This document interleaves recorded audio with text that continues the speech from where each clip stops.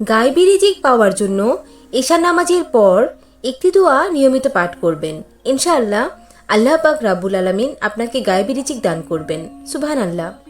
এই দোয়াটি রাসূল পাক সাল্লাল্লাহু আলাইহি ওয়াসাল্লাম তার মেয়ে ফাতিমা রাদিয়াল্লাহকে নিজে শিখিয়েছেন। আল্লাহর রাসূলের দরবারে একসময় কিছু ছাগল আসলো হাদিয়া হিসেবে।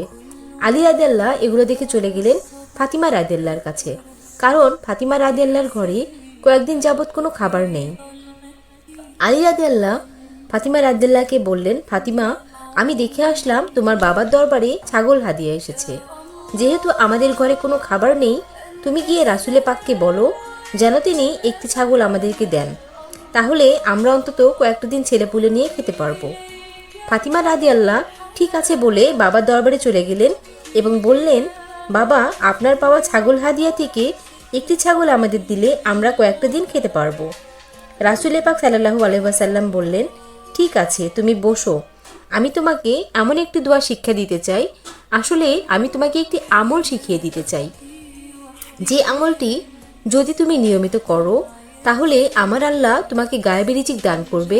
সুবহানাল্লাহ। এখন ফাতিমা, তুমি বলো, এই ছাগলটি তুমি নেবে নাকি এই দোয়াটি শিখতে চাও?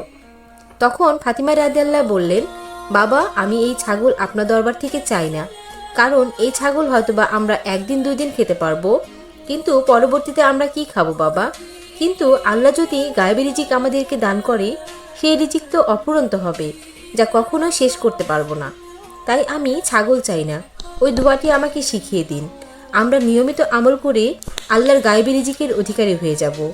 রাসূল পাক সাল্লাল্লাহু আলাইহি ওয়াসাল্লাম বললেন, ফাতিমা, শোনো, দোয়াটি হলো, আল্লাহুম্মা ইয়া আউয়ালাল আউয়ালিন ওয়া ইয়া আখিরাল আখিরিন, ইয়া দাল কুওয়াতিল মাতিল, ইয়া রাহিমাল মাসকিন, ইয়া আরহামার রাহিমিন।